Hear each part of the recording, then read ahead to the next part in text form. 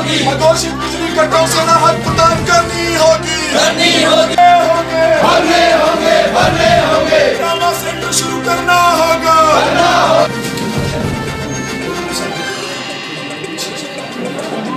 है और शहर की सीमा से होकर वो नहीं गुजरता है तो हम सब व्यापारी समझते हैं कि हमारा व्यापार कहीं ना कहीं प्रभावित होगा।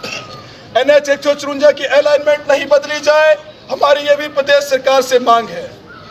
हम ये भी मांग करते हैं कि NH 154 के किनारों में हमारा पूरा बाजार दोनों तरफ बसा हुआ है और बरसात के मौसम में आज सड़क की ऊंचाई उन्हें एक मुश्त जो है स्थायी दुकानें सरकार उपलब्ध करवाए ताकि इनका जो है रोजगार सही तरीके से चल सके और ये अपने परिवार का पालन पोषण सही तरीके से कर सके। हालात पठानकोट चौक से लेकर रेलवे चौक तक देखने को मिलते हैं। पानी की निकासी के लिए बनाई नालियां वो काफी समय से जर्जर हालत में है, जिस कारण पठानकोट चौक से लेकर रेलवे चौक तक जो है वो बारिश के दिनों में एक तालाब वहां पर बाजार का बन जाता है।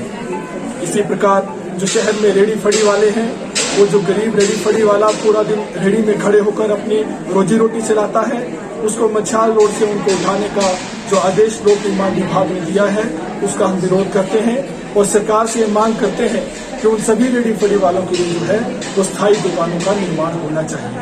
इसी प्रकार बिजली विभाग की कार्यशैली पर भी हम प्रश्न चिन्ह खड़ा करते हैं कि आए दिन जो है अघोषित बिजली के कटों से व्यापारी और साथ ही साथ आम जनमानस को भी गुजरना पड़ रहा है, जिस कारण उन्हें अपने व्यापार में तो हानि तो महसूस होती ही है, बल्कि लोगों को आए दिन के कामों को करने में भी मुश्किल का सामना करना पड़ रहा है।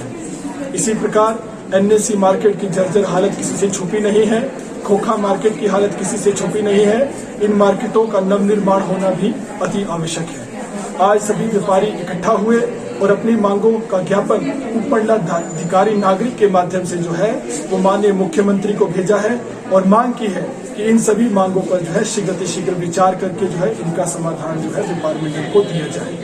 हमने माननीय उपमंडलाधिकारी नागरिक से ये भी हमने मांग की है कि साथ लगते एकमात्र शहर के जो ये नया मेला मैदान है, यहाँ पर जो अगली बैठक में ये प्रस्ताव रखा जाने वाला है कि अब सुबह शाम जो है सैर करने के 50 रुपए एक व्यक्ति को अदा करने होंगे, तो मैं समझता हूँ कि इस प्रकार से निर्णय लेने से जो है प्रशासन और सरकार को बचना चाहिए।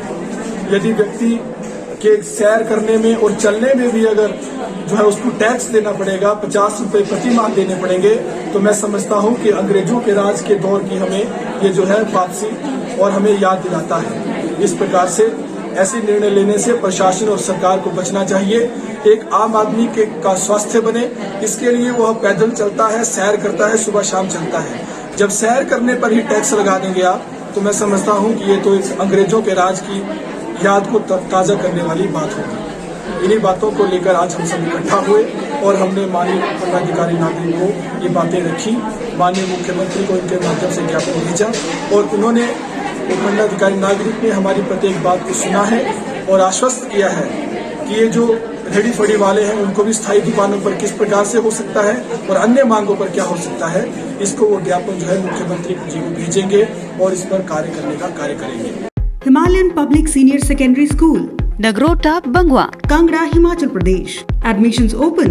Nursery, LKG, UKG to 12th. Science, Commerce and Arts. Contact us at 7018505775, 80917111062.